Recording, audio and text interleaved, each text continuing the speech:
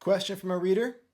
How can I really unlock my financial potential and capabilities to be a powerful wealth creator but without the hustle and bustle and grind?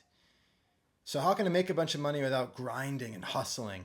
There's two parts to this. I'm going to answer it in two different ways.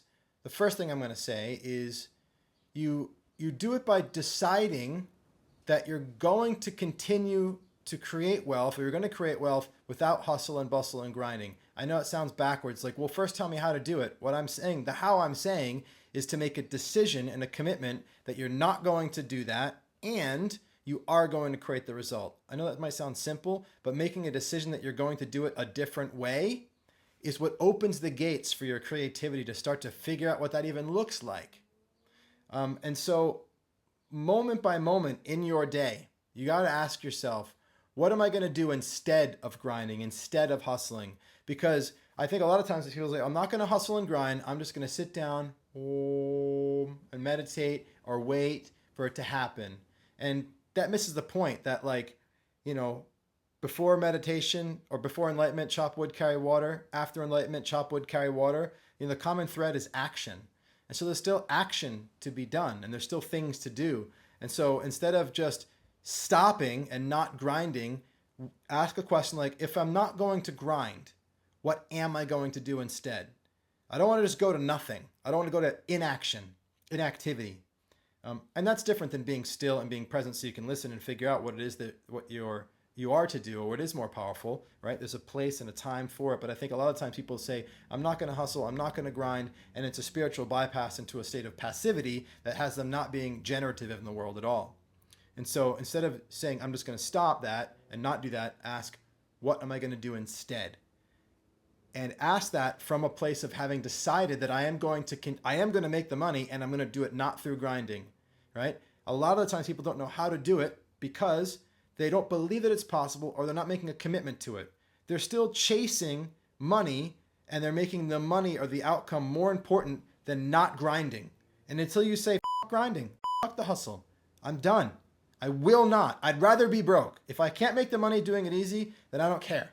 Unless you make that strong of a commitment, then you're not going to flip the order of priority, and you're not going to allow the creativity to feed you and to come through you in service of questions like, if I'm not going to do that, then what am I going to do instead? Because I will be doing something to create the outcome. And that will start to lead you on paths of inquiry. Okay, well, if I'm not doing that, I'm doing this. Oh, what about this? What about that? What about this? Well, how could I be in the world in such a way that my ease and my effortlessness is what takes me into making more money? I mean, the simplest basic example is like when you move from like manual labor, is like, oh, I'm going to dig holes for a living, to like using your mind and your conversation, right? It's not so physically demanding and hard, and you can make a lot more money executing with your mind and your mouth than you can with your hands in the world today anyway. And so that's like a base example of it. But it continues on and on and on and on in business. Instead of me being the service provider, I'm going to start to learn how to leverage and delegate or build systems so that I'm not doing everything myself. And that, the rise of artificial intelligence. Instead of writing this, I'm going to see if I can get this machine to write it for me, for example.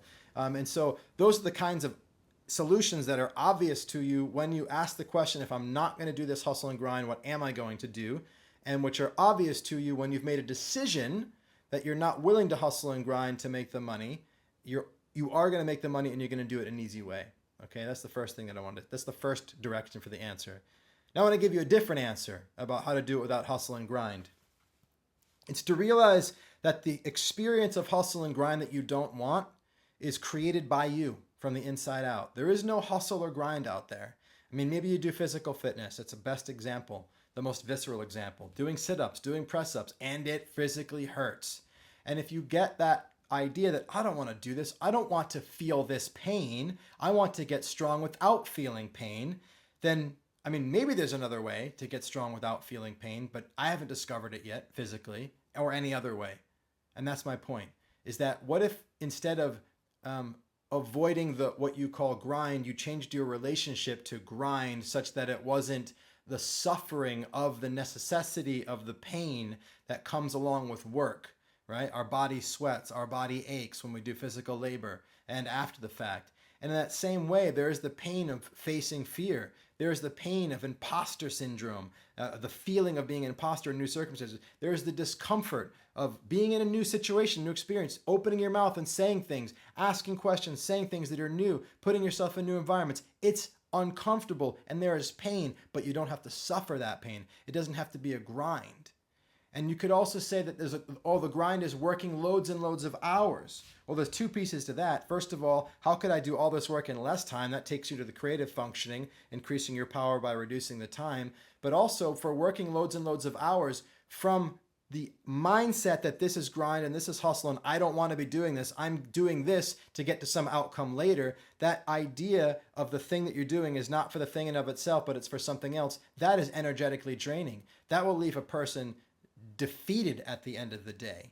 But if you are doing the thing throughout all day, all those hours, you're doing the work, and the doing of the work is giving you a sense that you are accomplishing something now. This is making me stronger. Just like when you feel the pain of a physical workout, you are inspired by that. It is simultaneously painful and uplifting, spiritually uplifting, because you know you have a conscious relationship to that experience of that pain, that it is actually making you stronger in that moment. And sure, there's still a point, a threshold at which you're going to be like, I'm going to give up, but like you can go a lot more in the pain than you would be able to if you thought, oh, this is hustle and grind, there's got to be an easier way. And so my invitation here is to look at how that which drains you is your relationship to the discomfort that is part of the journey, that's part of what doing work is. And actually, you don't have to grind and hustle to have success, meaning you don't have to suffer to have success. But maybe you could fall in love with the joy of the discomfort and the pain of constant progress, of consistency in action, of putting yourself in new environments, of doing new things. Like, what if you just welcome that for the rest of your life on the pursuit of success and greatness, you will ache during the work and after for days. And that's okay. There you go. Thanks for watching. Thanks for listening. Thanks for your question. Thanks for reading. Thank you for being here. I love you. I'll talk to you soon.